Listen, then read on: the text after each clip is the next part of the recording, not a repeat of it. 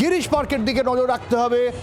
ঘণ্টাখানেক আগেও তুলকালাম পরিস্থিতি, রণক্ষেত্রের পরিস্থিতি ছিল গিরিশ পার্ক চত্বর। তৃণমূল এবং বিজেপি কর্মীদের মধ্যে তুমুল ধস্তাধস্তি, ইট ছোড়াছুড়ি, হাতাহাতি, বাঁশ নিয়ে নেমে পড়েছিলেন কেউ কেউ। আর এই তৃণমূল এবং বিজেপির মধ্যে যে সংঘর্ষ, সেই সংঘর্ষের রেশ গিয়ে পড়লো মন্ত্রীর বাড়িতে, শশী পাঁজার বাড়িতে ঢিল ছোড়া হলো এবং এরকম অভিযোগ উঠছে যে গেট ভেঙে ঢোকার চেষ্টা করা হয়। তৃণমূল কংগ্রেস অভিযোগ করছে বিজেপির বিরুদ্ধে, বিজেপি অভিযোগ করছে প্রথমে হামলা চালায় তৃণমূল কংগ্রেস। আর গোটা বিষয়ে শশী পাঁজা তো তাকে খুনের চেষ্টার অভিযোগ করছেন। কি বলছেন শশী পাঁজা, শোনাবো। আজকে ব্রিগেড কিংবা যদি বি গ্রেড র্যালি বলি, বিজেপি তাহলে গুন্ডা পুষছে, খুনি পুষছে, মার্ডারার্স। এতদিন ভাবতাম গণতন্ত্রের হত্যা করছে, এখন দেখছি এরা ফিজিক্যালি মারতে চায়। আহত কর্মী সমর্থকদের নিয়ে এই ঘটনার পরেই দলীয় পার্টি অফিসে যান শশী পাঁজা। সেখানে সাংবাদিকদের মুখোমুখি হয়েছিলেন তিনি এবং তার সঙ্গে ছিলেন ব্রাত্য বসু। তিনিও সুর চড়ালেন, শুনুন। আজকে প্রধানমন্ত্রী যা যা বলেছেন, ব্রিগেডে পরিবর্তন হবে, অনুপ্রেরণা থাকবে, প্রতিটা হিসেব বুঝে বুঝে নেওয়া হবে, এই যে যা যা হুমকি আজকে প্রধানমন্ত্রী দিলেন, হুমকির একটা হাতে গরম নিদর্শন আমরা রাস্তার উপর আমরা দেখতে পেলাম। গিরিশ পার্কে বর্বরের মতো বাড়ি আক্রমণ করা হয়। মাননীয় মুখ্যমন্ত্রী মমতা বন্দ্যোপাধ্যায় যখন গোটা রাজ্য জুড়ে একটা অসাম্প্রদায়িক শান্তির বাণী দিতে চাইছেন, সেখানে ভোটের ঠিক নির্বাচনের আগে আমি সচেতনভাবে ব্যবহার করছি এই হুলিগানিজম। সরাসরি গ্রাউন্ড জিরোতে যাব। গিরিশ পার্কের ঠিক কি অবস্থা এখন, যেখানে ঘণ্টাখানেক আগেই রীতিমতো রণক্ষেত্রের চেহারা ছিল। রণয় রয়েছেন আমাদের সঙ্গে সরাসরি। রণয়,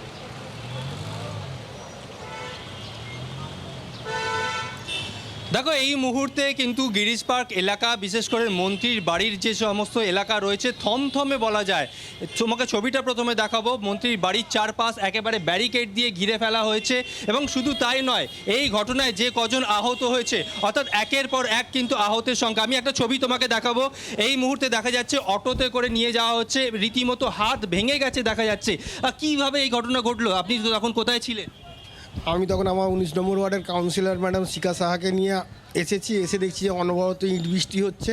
আমি ম্যাডামকে বাঁচাতে গিয়ে ওই ইট এসে একটা এখানে লাগলো, এখানটা আমাদের সঙ্গে সঙ্গে তো ফুলে গেল, তারপর এই দিকটা হয়েছে। ম্যাডাম বলতে শশী পাঁজা তখন ছিলেন? হ্যাঁ, শশী পাঁজা ম্যাডাম ছিলেন, আর আমাদের কাউন্সিলর ম্যাডামকে আমি নিয়ে এসেছিলাম। বিজেপি কর্মীরাই মারধর করেছে? হ্যাঁ, বিজেপি কর্মী ম্যাডাম, পুরো বাস ভর্তি ছিল, আর সব গেরুয়া এ নিয়ে বিয়ারের বোতল, এই ইট ভেতরে বিয়ারের বোতলও পড়ে আছে দেখুন। তৃণমূল সমর্থকরাও তো সেখানে ছিল? খুব বেশি ছিল না বলে দেখুন না, দরজাটা দেখুন, দরজাটা দেখলে পরে বুঝতে পারবেন পুরো ভেঙে দিয়েছে ম্যাডামের বাড়ি। আচ্ছা, আপনি বলছেন ইট, বাস, কাচের বোতল, এগুলো কোথা থেকে পেলো বিজেপি কর্মীরা? তারা তো ব্রিগেডে যাচ্ছিল। হ্যাঁ, তো এখানটার মধ্যে, ওই জায়গাটার মধ্যে ইটগুলো সব পড়ে আছে, ওখানটাকে ইটগুলোকে তুলেছে। আর মনে হয় বাসের মধ্যেই বাঁশ বা বোতল ছিল, বিয়ার খেতে খেতে যাচ্ছিল আমার যতদূর মনে হয়। অর্থাৎ একজন বিজেপি কর্মী, এই মুহূর্তে দেখা যাচ্ছে যে একজন তৃণমূল কর্মী, তাকে অটোতে করে নিয়ে যাওয়া হচ্ছে, তার হাতে চোট লেগেছে এবং তিনি যেটা অভিযোগ করছেন, বাসে করে যে সমস্ত বিজেপি কর্মীরা ব্রিগেডের দিকে যাচ্ছিল, তারা কিন্তু বাসের মধ্যে মদ্যপ অবস্থায় যাচ্ছিল এবং তারা বাসের মধ্যে ইট বাস নিয়ে এসছে, এমনটা অভিযোগ কিন্তু শশী পাঁজাও করেছিলেন। আমি যদি আরও একবার ছবিটা দেখাই, এই মুহূর্তে একেবারে ঘটনাস্থল, এই যে মন্ত্রী শশী পাঁজার বাড়ি, এই বাড়ি দেখতে পাচ্ছ এবং বাড়ি লাগোয়া যে গলি রয়েছে, সেই ছবিটাও তোমাকে দেখাবো। একেবারে মন্ত্রীর বাড়ির সামনে, যদি ক্যামেরাটাকে আমি ঘুরিয়ে দেখাই, মন্ত্রীর বাড়ির লাগোয়া যে গলি, এই গলির ভেতরে একেবারে রণংদেহী পরিস্থিতি। এই মুহূর্তে ব্যারিকেড দিয়ে ঘিরে রাখা হয়েছে, পুলিশ কর্মীরা এখানে রয়েছেন এবং যতদূর ক্যামেরার লেন্স যাচ্ছে, সামনে একটা গাড়ি তুমি দেখতে পাচ্ছ, এই গাড়িটাকে লক্ষ্য করে কিন্তু রীতিমতো ইট বৃষ্টি হয়, গাড়ির সামনের দিকের কাঁচ ভেঙে ফেলা হয়। পরিকল্পিতভাবে এখানের কয়েকজন কাউন্সিলর তারা আগে থেকে ওখানে লোক জড়ো করে, পাথর জড়ো করে রেখেছিল, আনপ্রোভোক স্টোন পেল্টিং। আমাদের এখানেই জেলা সভাপতি তিনি ভর্তি আছেন, একটি ছেলের মাথায় পাথর পড়ে ছোট্টটা স্টিচ হয়েছে, একজনকে রড দিয়ে মেরেছে, তারও অবস্থা একটুখানি সিরিয়াসই আছে, এখন আইসিইউতে ভর্তি আছে। বিআরসিংয়েও আমাদের কর্মীরা ভর্তি আছে। পিজি হসপিটালে আছে, মেডিকেল কলেজে কিছু কর্মীদের প্রাথমিক চিকিৎসার পরে ছাড়া হয়েছে, এখনো একজন আছেন। তো তৃণমূলের যে সংস্কৃতি সেটাই হয়েছে। প্রধানমন্ত্রী সভা যাওয়ার সময় এই আক্রমণ কোথাও কি ভয় পাচ্ছে শাসক দল? শাসক দল বলে কিছু নেই, তৃণমূল সরকার চলে গেছে, বেলদাতে আক্রমণ হয়েছে, বহু জায়গায় আক্রমণ হয়েছে। যতই করো হামলা, বিজেপি জিতবে বাংলা। সব মিলিয়ে আমাদের 60 জনের ওপরেই আমি খবর পেয়েছি, এখন বোধহয় ইনজুরি আছে। পশ্চিমবঙ্গের মানুষ জানে পশ্চিমবঙ্গের মানুষ কীরকম আছে, কারা অ্যাটাক করে। এখানে মেধা আক্রান্ত, এখানে মানুষ আক্রান্ত, এখানে জমি আক্রান্ত, এখানে নদী আক্রান্ত, এখানে প্রতীকী আক্রান্ত, এখানে প্রকৃতি আক্রান্ত, সাংবাদিক আক্রান্ত, বিচারপতি আক্রান্ত, রাষ্ট্রপতি আক্রান্ত। শ্রমিকরা বলছে পরিকল্পিতভাবে রাজ্যের মহিলা একজন মন্ত্রী তার বাড়িতে পরিকল্পিতভাবে হামলা হয়েছে, যেটা সচিবাজা বলছে পরিকল্পিতভাবে। যারা আপনি চারিদিকে কাউন্সিলর জড়ো হয়ে ইট ছুঁড়বেন, আর সেই ইট কুড়িয়ে বাঁচার জন্য কেউ ইট ছুঁড়বে না? এত জায়গা দিয়ে ব্রিগেডের গাড়ি আসছে, এত গাড়ি ভাঙচুর করুন, শান্তি হয়নি সেন্ট্রাল অ্যাভিনিউর ওপরে? পুলিশ আক্রান্ত কি প্রমাণ করবেন? পুলিশ তো হামটি ডামটি রেস্টুরেন্টে বসে কফি খাচ্ছিল। আজকের দিনে ছবি বিজেপির এই সভাগৃহে। আরে জনপ্লাবন, যারা আমরা যা আইনগত ব্যবস্থা নেব, কিন্তু খুব একটা বেশি আমাদের প্রত্যাশা নেই। খুন হলেই এখানে এফআইআর নেন, আর আপনি মনে করেন পাথর ছুঁড়ে জেলা সভাপতিকে পা ফাটিয়ে দিয়েছে, কারোর মাথায় 14টা স্ট্রিচ পড়েছে, কারোর 8টা স্ট্রিচ পড়েছে। এই পরিস্থিতির মধ্যে দাঁড়িয়ে আমাদের কাউন্সিলরের উপরে দেখুন স্যালাইন চলছে তার। আজকে সে কাউন্সিলর প্রায় অত্যন্ত কঠিন অবস্থায় চলে গেছিল, তার শ্বাসরোধ হয়ে গিয়েছিল, বিজয় ওঝা। তো কাউন্সিলর আইসিইউতে ভর্তি আছে। না না, চালাক না, তৃণমূল কংগ্রেস জানে তৃণমূল কংগ্রেস নেই, এসআইআর কোনো ইস্যু নয়। তৃণমূল লড়াই করছে মামাটি মানুষের সঙ্গে। আপনি আজকের ব্রিগেডের জনপ্লাবন কি প্রমাণ করলে? এতদিন হলো বিজেপির বুথে লোক কোথায়? আজকে ব্রিগেড দেখেছেন তো, ব্রিগেডে যত লোক, ব্রিগেডের বাইরে তার থেকে বেশি লোক। আমরা শ্রমিক ভট্টাচার্যের বক্তব্য শুনছিলাম। তমগ্ন ঘোষ তিনি হাসপাতালে ভর্তি, তাকে দেখতে গিয়েছিলেন আরও বিজেপি কর্মী সমর্থক রয়েছেন। যেরকম তিনি বলছিলেন, বিজয় ওঝা বিজেপি কাউন্সিলর, তিনিও হাসপাতালে ভর্তি ছিলেন। তাকে দেখতে গিয়ে যখন বেরিয়ে এলেন, তখন শশী পাজা এই অভিযোগ, তখন শ্রমিক ভট্টাচার্য এই অভিযোগ করলেন। আমরা শশী পাজার অভিযোগও শোনাবো। যখন আহত তৃণমূল কর্মী সমর্থকদের চিকিৎসা করিয়ে তিনি নিয়ে আসছিলেন, আমাদের প্রতিনিধির প্রশ্নে কি জানালেন শশী পাজা, শোনাবো।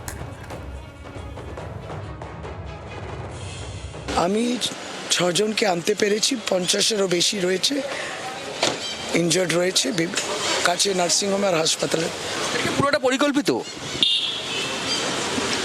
এদের পরিকল্পনা করতে হয় না, এটা স্বতঃস্ফূর্তভাবে গুন্ডা, এরা সমাজ বিরোধী, এরা গুন্ডা, এরা মার্ডারার্স। এদের আর পরিকল্পনা লাগে না, এদের এটাই দর্শন, আদর্শ, এটাতেই তাদেরকে টাকা পয়সা দিয়ে বাস ভর্তি ইট, বোতল, পাথর, লাঠি, সোটা নিয়ে পাঠিয়েছে। আপনি কি থানায় অভিযোগ জানাচ্ছেন? হ্যাঁ, একদম। পুলিশ এসে আমার স্টেটমেন্ট সমস্ত নিয়েছে। রাজনৈতিক বিশ্লেষক সুমন ভট্টাচার্য রয়েছেন আমাদের সঙ্গে। সুমনবাবু, আজকে মোদির সভা, ব্রিগেড, একটা হাই প্রোফাইল সভা, কদিন বাদে কাল পরশুর মধ্যে ভোট ঘোষণা হতে পারে। ভোট তার আগে গিরিশ পার্কের মতন জায়গায় এরকম পরিস্থিতি যদি হয়, মন্ত্রীর বাড়ি যদি ভাঙা হয় এবং বিজেপির কাউন্সিলর এবং এতজন যদি হাসপাতালে ভর্তি থাকে, তৃণমূলেরও একই অবস্থা, এ তো মানে এটা কি ট্রেলার মনে হচ্ছে তো ভোটের? দেখুন, রাজনৈতিক সংস্কৃতি হিসেবে খুব খারাপ, কিন্তু আমি যেটা বলবো, যেটা তৃণমূল যে অ্যাডভান্টেজটা নেওয়ার চেষ্টা করছে, অর্থাৎ একজন মহিলা মন্ত্রীর বাড়ি আক্রান্ত, সেটা কিন্তু শ্রমিক ভট্টাচার্যের জন্য খুব সুখকর হবে না। কারণ তৃণমূল তো এই মহিলা ভোটটাকে খুব পুঁজি করে, এবং শশী পাজা যেহেতু একটা পরিচিত মুখ, তার বাড়িতে ভাঙচুর চালানোর ভিডিও ছড়িয়ে পড়েছে। এইটা কিন্তু বিজেপির জন্য একটু, আমার মনে হয় যেদিনকে নরেন্দ্র মোদীর সভা, সেদিনকে বিজেপি নিজেদের উপর একটা নিয়ন্ত্রণ রাখা উচিত ছিল। শ্রমিক ভট্টাচার্যের বক্তব্য যেটুকু ক্লিপ আপনারা শোনালেন, সেখানে শ্রমিক ভট্টাচার্য নিজেও স্বীকার করে নিচ্ছেন যে তাদের সমর্থকরা পাল্টা ইট পাথর ছুঁড়েছে তৃণমূলের প্ররোচনার উত্তরে। ফলে আমার মনে হয় যে এই ঘটনাটা যতটা অনভিপ্রেত, ততটাই বিজেপির জন্য, মানে বিশেষ করে তৃণমূল যেহেতু মহিলা মন্ত্রী বিষয়টাকে সামনে আসছে, বিজেপির জন্য একটু অস্বস্তি বাড়াবে। বাংলার আওয়াজ, বাঙালির আবেগ, জি 24 ঘন্টা।